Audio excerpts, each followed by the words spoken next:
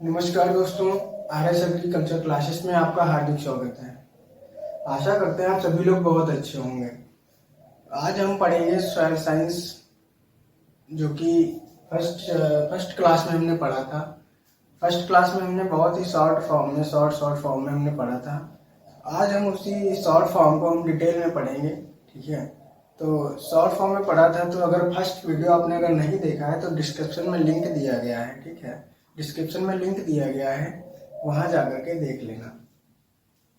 अच्छा, तो आज हम बात करने वाले हैं मैकेनिकल एनालिसिस। मैकेनिकल एनालिसिस हमने पढ़ा था ना, फर्स्ट वीडियो में हमने मैकेनिकल एनालिसिस पढ़ा था कि मैकेनिकल एनालिसिस क्या होता है। तो मैकेनिकल एनालिसिस क्या था? जिस सॉइल पार्टिकल का साइज हमारा क्या था, लेस देन 2 mm, ठीक है। जिस पार्टिकल का साइज हमारा क्या था, लेस देन 2 mm, यानी 2 mm से जो कम था, ठीक है। तो 2 mm से जिस सॉइल पार्टिकल का साइज कम था, उसका हमें क्या डिटरमाइनिंग करना, मापन करना, हमारा क्या मैकेनिकल एनालिसिस कहलाता है, ठीक है। तो लिख लेते हैं क्या था मैकेनिकल एनालिसिस।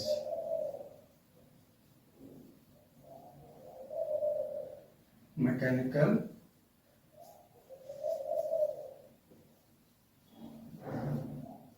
एनालिसिस क्या होता है? मैकेनिकल एनालिसिस,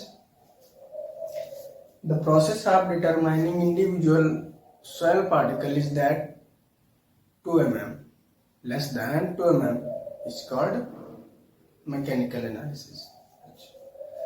लिख लेंगे क्या? the process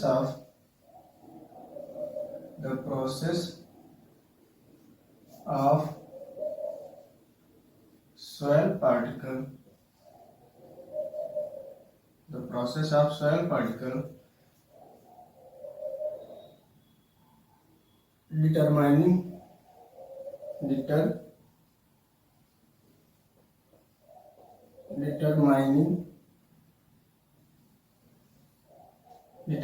of individual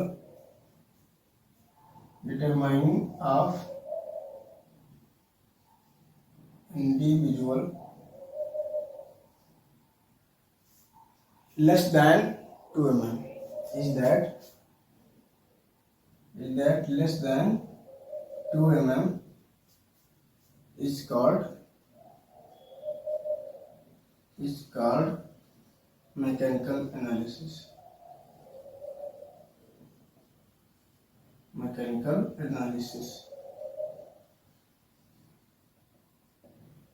तो क्या है, जिस सॉइल पार्टिकल का साइज हमारा क्या होता है, लेस देन 2 mm होता है, मतलब 2 mm से जिस सॉइल पार्टिकल का साइज कम होता है उसे हम क्या कहते हैं, मैकेनिकल एनालिसिस कहते हैं। अच्छा, ये मैकेनिकल एनालिसिस को हम और भी कई नाम से जानते हैं। कौन कौन से नाम होते हैं? एग्जाम में कई बार पूछा गया है कि मैकेनिकल एनालिसिस की जगह पे अगर हमें क्या लिखा है, मैकेनिकल कंपोजिशन अगर लिखा गया है, तो सेम दैट मैकेनिकल एनालिसिस होता है, ठीक है। तो मैकेनिकल कंपोजिशन को क्या लिखते हैं? मैकेनिकल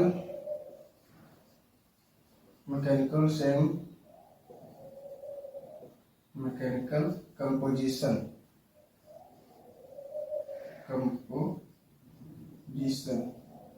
ये हमारा एक नाम तो ये हो गया। अच्छा, दूसरा क्या था? Category of soil particle. Category of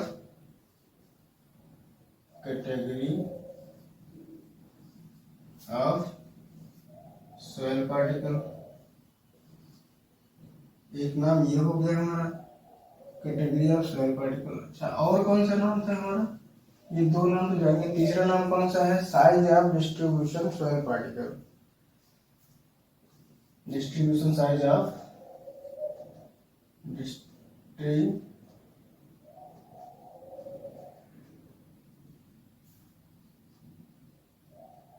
of soil particle.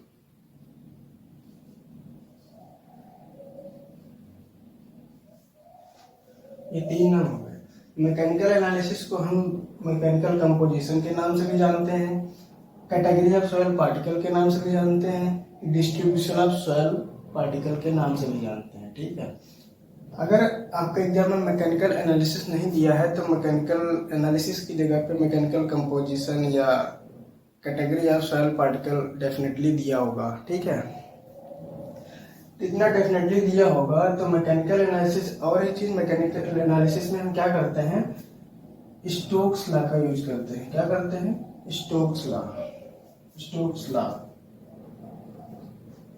Stokes law का यूज इसमें हम करते हैं। ठीक है, स्टोक्स लॉ का यूज हम इसमें करते हैं। क्या करते हैं? मैकेनिकल एनालिसिस में स्टोक्स लॉ का यूज करते हैं। अच्छा, इतनी बात समझ में आ गई। तो कल हमने क्या बताया था, पिछली वीडियो में हमने बताया था कि मैकेनिकल एनालिसिस के जो प्राइमरी पार्टिकल होते हैं कौन कौन से होते हैं। तो प्राइमरी पार्टिकल क्या क्या थे हमारे? सैंड, सिल्ट और क्या था? क्ले। ये जो हमारे क्या थे? ये हमारे थे प्राइमरी पार्टिकल। क्या थे? प्राइमरी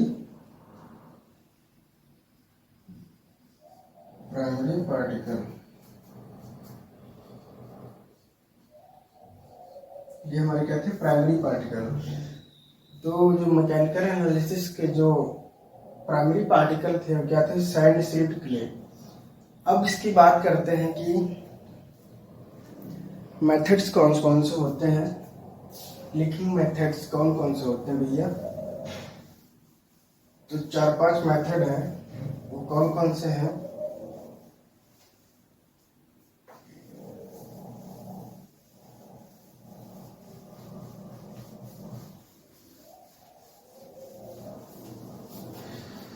कौन कौन से मेथड होते हैं?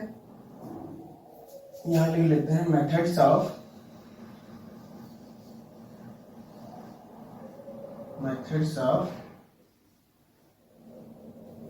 Mechanical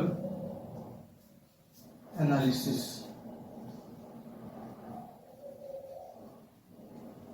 methods of mechanical analysis.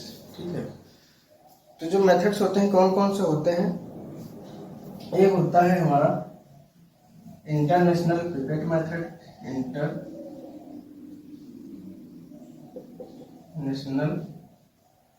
International pipette method.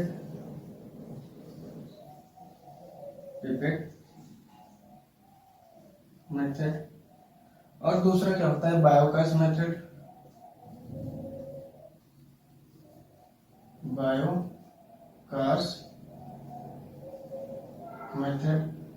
तीसरा क्या होता है? सीव मेथड।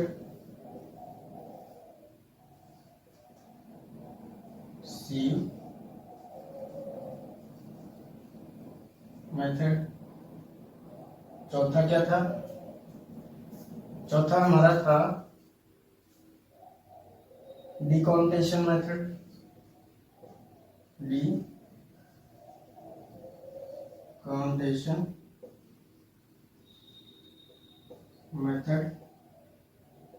चौथा क्या था? चौथा हमारा था सेंट्रीफ्यूगल मेथड।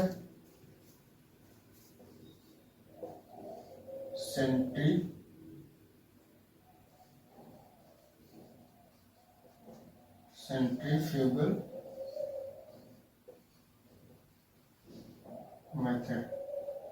और एक लास्ट हमारा है सेडिमेंटेशन मेथड।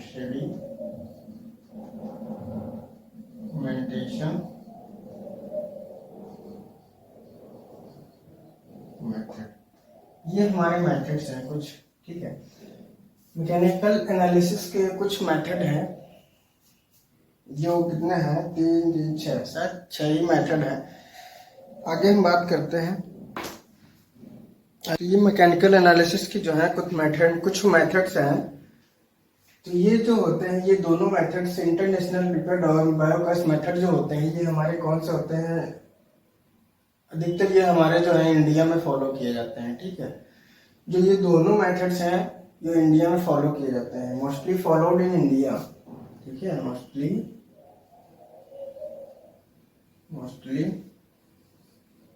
फॉलोड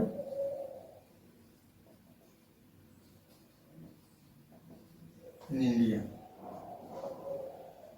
भारत में सबसे ज्यादा उपयोग की जाने वाली जो मैकेनिकल एनालिसिस की 2 विधियां हैं, वो कौन कौन सी हैं हमारी? ये दोनों विधियां हैं, इंटरनेशनल पिपेट मेथड है और कौन सा है? बायोकास मेथड है। ठीक है, अच्छा, ये जो इंटरनेशनल पिपेट मेथड है ये हमारा दिया किसने था?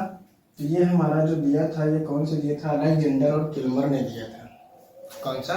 अलेक्जेंडर और किल्मर ने ये हमारा ये मेथड दिया था। अलेक्जेंडर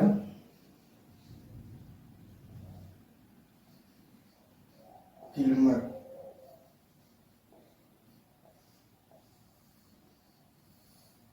अलेक्जेंडर किल्मर ने दिया था ये हमारा जो मेथड्स है। ठीक है, ये मेथड्स हमारा अलेक्जेंडर किल्मर ने दिया था। अच्छा, और एक बात, इसकी जो वैल्यू आती है मोर एक्यूरेट, ठीक है, मोर एक्यूरेट, इसकी जो वैल्यू आती है वो एक्यूरेट आती है। ठीक है, जो वैल्यू आती है एक्यूरेट आती है, लेकिन क्या होता है, टाइम बहुत कम है, टाइम बहुत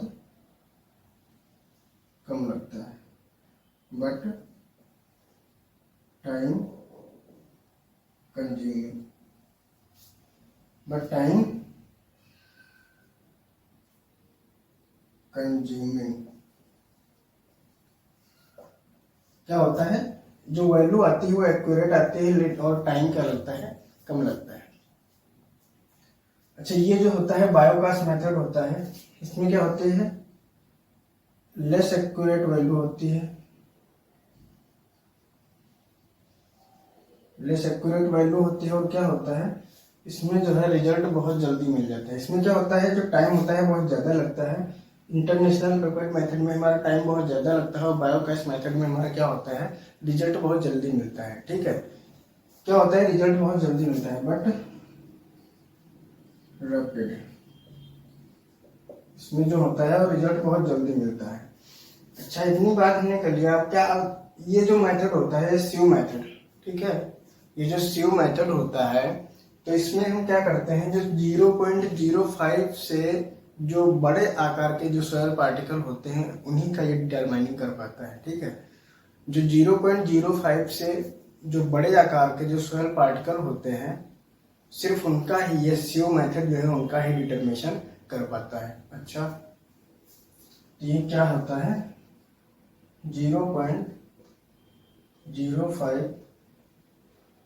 mm मिलीमीटर साइज के जो पार्टिकल होते हैं, साइज के जो पार्टिकल होते हैं मोर 0.05 के जो पार्टिकल होते हैं, सिर्फ उनका ही क्या कर पाता है, डिटरमाइनिंग कर पाता है।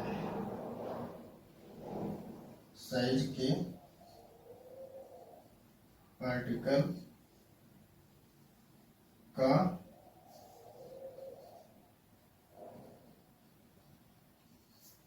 डिटरमाइनिंग कर पाता है।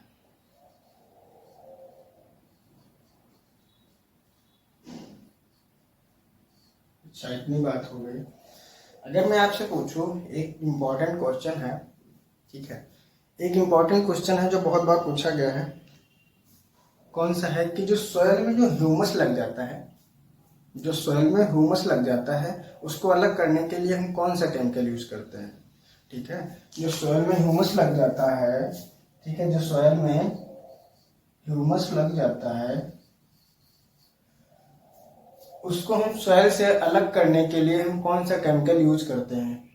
तो वो कौन सा केमिकल है, हाइड्रोजन पेरोक्साइड, हाइड्रोजन पेरोक्साइड, ये हो गया। जो ह्यूमस में जो लग जाता है हमारा, जो सॉइल में जो हमारा ह्यूमस लग जाता है, ठीक है, जो सॉइल में ह्यूमस लग जाता है उसको अलग करने के लिए, सॉइल से अलग करने के लिए क्या करते हैं, हाइड्रोजन पेरोक्साइड का यूज करते हैं। ठीक है, क्या करते हैं, हाइड्रोजन पेरोक्साइड का यूज करते हैं। अच्छा, अब बात करते हैं कि सॉइल टेक्सचर क्या है। सॉइल टेक्सचर क्या होता है, तो सॉइल टेक्सचर वो होता है जिसमें सैंड, सिल्ट, क्ले तीनों पाए जाते हैं। ठीक है, इसमें क्या होता है, sand, silt, clay, relative proportion of sand, silt, clay as known as soil texture.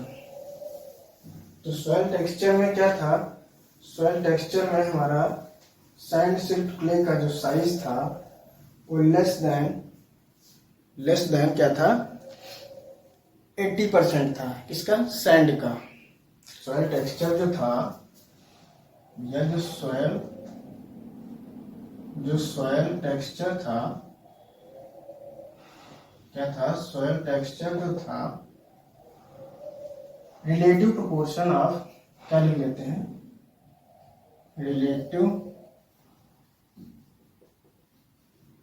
Proportion of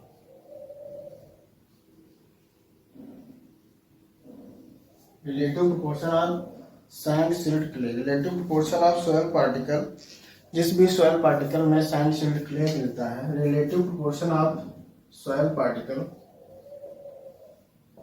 soil particle कौन कौन से, सॉयल पार्टिकल हमारे कौन कौन से होते हैं, सैंड सिल्ट और कौन सा था, clay, sand silt clay as known as soil texture, क्या हो गया ये, soil texture, ठीक है, ये हमारा soil texture हो गया। अच्छा, अब बात करते हैं जो आईएसएस के थ्रू जो हमारा सॉयल पार्टिकल, जो सैंडी सॉयल का जो साइज था, उसमें दो प्रकार की, जो दो प्रकार की सॉयल थी, कौन कौन सी, एक कोर्स सैंड थी, एक फाइन सैंड थी, ठीक है। तो जो कोर्स सैंड थी हमारी, कोर्स सैंड में आईएसएस के through international society of soil science के द्वारा जो हमारा था सॉयल सीड कोर्स सैंड का जो हमारा साइज था वो कौन सा था, आईएसएस के थ्रू हमारा क्या था, आईएसएस के थ्रू क्या था हमारा, एक था सैंड सिल्ट और क्या था, क्ले। तो जो ये सैंड का साइज था, इस सैंड का हमारा साइज था, क्या था, ग्रेटर देन 80%, ठीक है। तो 80% था, और जो सिल्ट का जो साइज था हमारा 0 से 20% था, और क्ले का साइज भी 0 से 20% था। तो ये आईएसएस के थ्रू हमारी जो सैंड थी वो टू टाइप्स की थी, कौन कौन सी, एक थी हमारी कोर्स सैंड, क्या थी, कोर्स सैंड, एक क्या थी हमारी, फाइन सैंड, ठीक है। तो ये कोर्स सैंड और फाइन सैंड। अब हम बात करते हैं कि जो कौन कौन से यूएसडीए के अनुसार, यानी United state development of India के अनुसार, यूनाइटेड स्टेट यूएसडी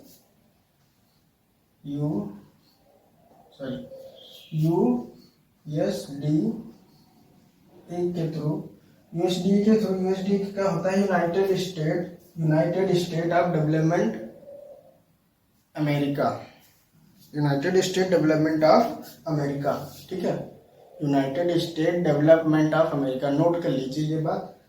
यूएसडीए का फुल फॉर्म क्या होता है, United state development of America, ठीक है। अच्छा, तो जो यूएसडीए के अनुसार हमारा सैंड और सिल्ट का, क्ले का जो साइज हमारा होगा वो क्या होगा, यहाँ पे लिख लेते हैं, ये हम फार्मूला लिख लो, नोट कर लो, ये फार्मूले कहीं भी पूछे जा सकते हैं, ठीक है। आईएसएस का होता है international society of soil science, ठीक है, international society of soil science. USDA का फुल फॉर्म होता है United state of development America, United state development of America, ठीक है। तो इसके दो आगे बात करते हैं, भाई इसका साइज तो हमें इतना होता है। अब यूएसडीए के अनुसार हमारा सैंड सिल्ट क्ले का जो साइज हमारा होगा वो क्या होगा, यूएसडीए के अनुसार फिर हमारा जो साइज होगा क्या होगा, ये फाइन सैंड हमारा था, तो सैंड का साइज हमारा क्या होगा, एक होती है कोर्स सैंड, ठीक है, एक कोर्स सैंड होती है, दूसरी क्या होती है, फाइन सैंड। तो वेरी कोर्स सैंड एक क्या हो गई,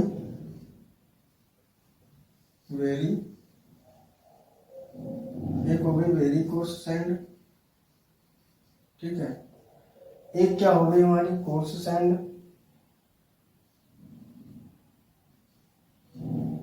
एक हमारी हो गई कोर्स सैंड, ठीक है, एक वेरी कोर्स सैंड, एक कोर्स सैंड, एक क्या हो गई, एक हमारी हो जाएगी मीडियम सैंड, मीडियम सैंड, और एक हमारी क्या होती है ये फाइन सैंड, फाइन सैंड। फिर क्या होती है very fine sand, very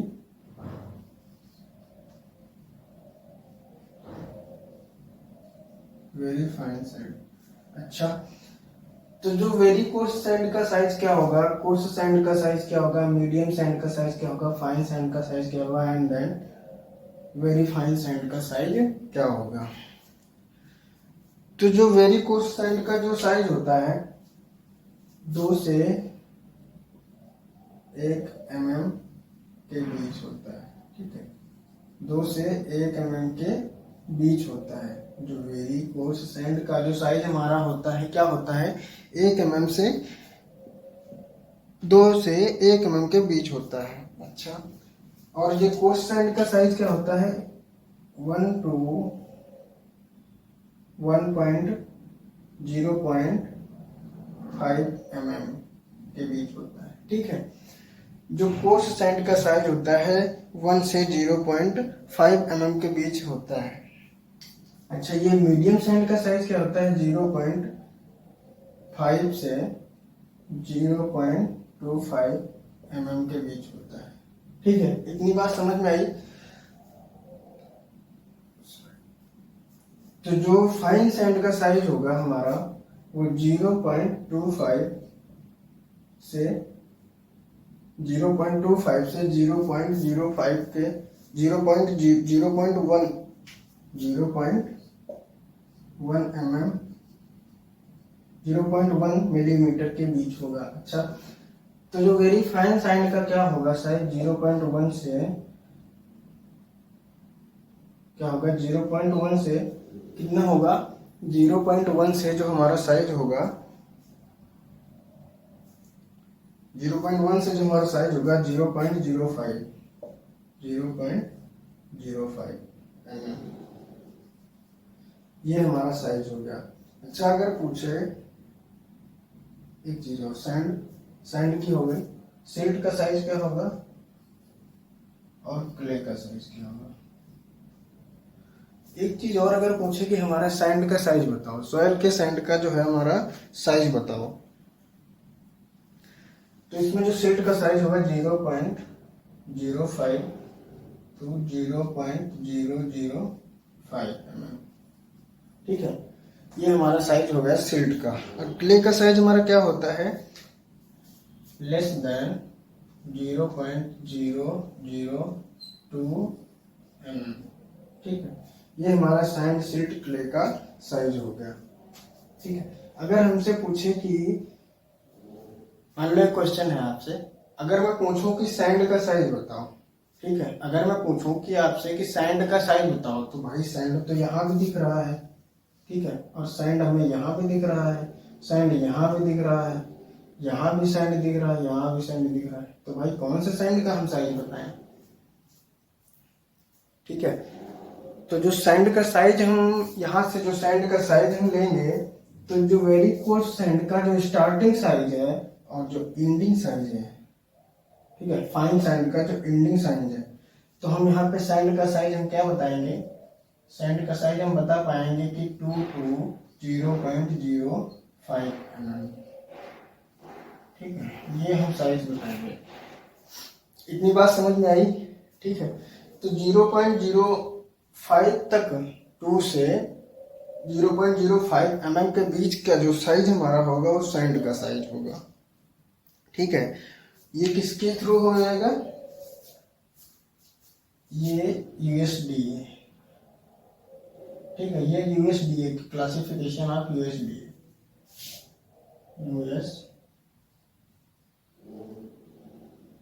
USDA United state development of America, United state development of America,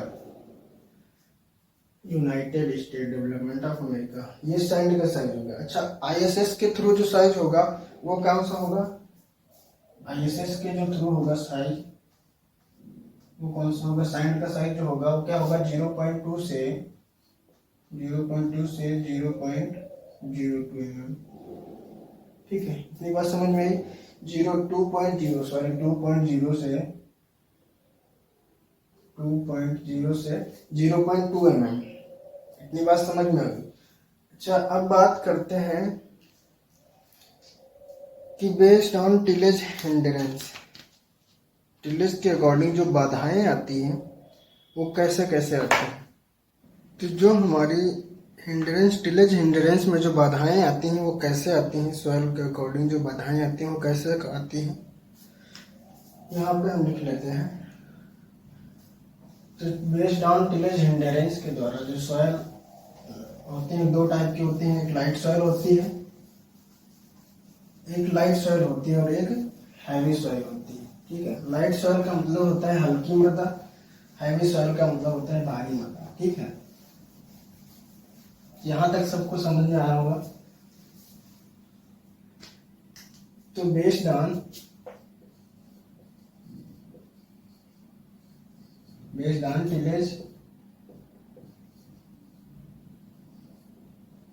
hindrance,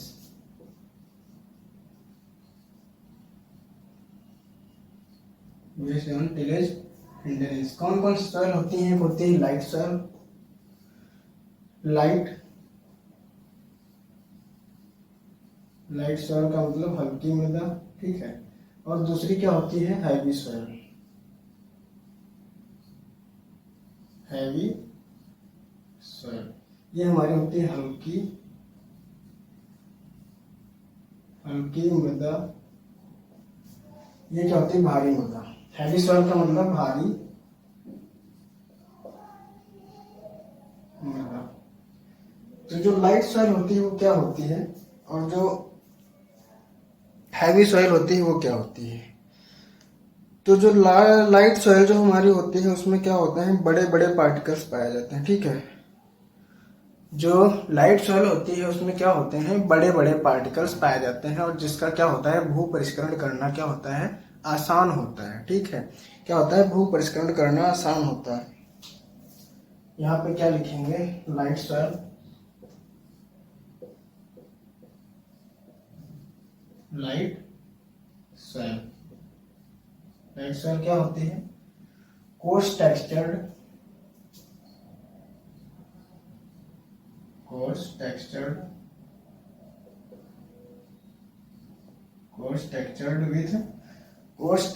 क्या होती है, coarse textured with easy to tillage operation.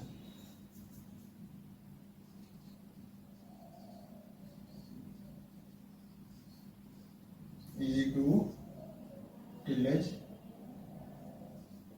Operation.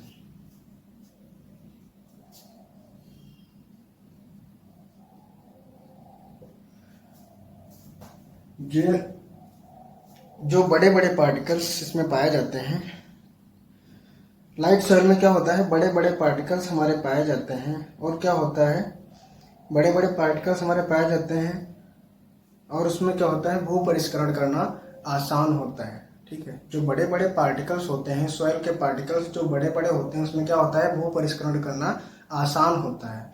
Then जो भारी मृदा है क्या है, हैवी सॉइल जो है, हैवी सॉइल। तो जो हैवी सॉइल है वो हमारी कौन कौन सी सॉइल होती है, हैवी सॉइल जैसे क्या होता है, fine textured with difficult to tillage operation. ये क्या था, कोर्स टेक्सचर्ड। ये हैवी सॉइल क्या होती है, fine textured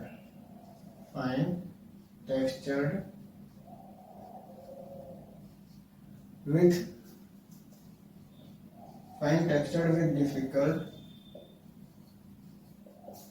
difficult to tillage operation।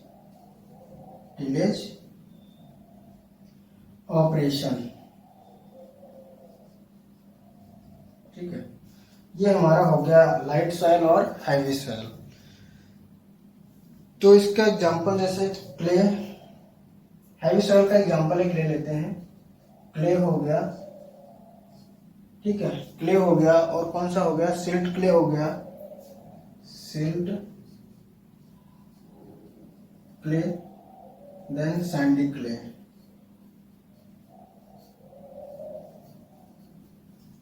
Sandy clay. ठीक है, इतनी बात यहां तक समझ में आई, सभी लोगों को इतनी बात समझ में आई। नोट कर लीजिए, लाइट सॉइल और हैवी सॉइल, जो coarse textured with easy to tillage operation, ठीक है। देन हैवी सॉइल क्या होती है, fine textured with difficult to tillage operation. अच्छा, जो वाटर होल्डिंग कैपेसिटी होती है वो सबसे ज्यादा किसकी होती है? तो जो वाटर होल्डिंग कैपेसिटी होती है, ठीक है, वाटर होल्डिंग कैपेसिटी होती है वो सबसे ज्यादा किसकी होती है?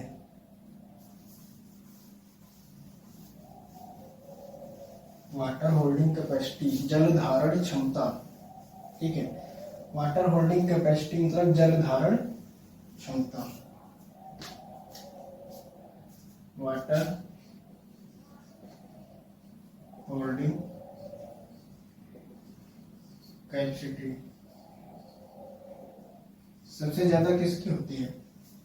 वाटर होल्डिंग कैपेसिटी जो होती है, जल धारण क्षमता जो होती है वो किसकी होती है? क्ले, सिल्ट, फिर क्या होता है, सैंड। तो वाटर होल्डिंग कैपेसिटी जो होती है वो जल धारण क्षमता जो होती है वो सबसे ज्यादा किसकी होती है? सैंडी सॉइल की होती है, ठीक है। तो जल धारण क्षमता जो होती है वो सैंडी सॉइल की होती है। तो आज तक इतना ही, ठीक है, आज इतना ही। आगे अगली वीडियो में पढ़ेंगे, ठीक है, आगे अगली वीडियो में पढ़ेंगे। और जो पिछली वीडियो जो जिन लोगों ने नहीं देखा है, जो पिछली वीडियो जिन लोगों ने नहीं देखा है, वो डिस्क्रिप्शन में लिंक मिल जाएगा आपको, वहां पे जाकर के पहली वीडियो देख लीजिए। तो आई होप जितना आज हमने पढ़ाया है आपको अच्छे से समझ में आया होगा, ठीक है। आज इतना ही, आज के लिए धन्यवाद, टेक केयर।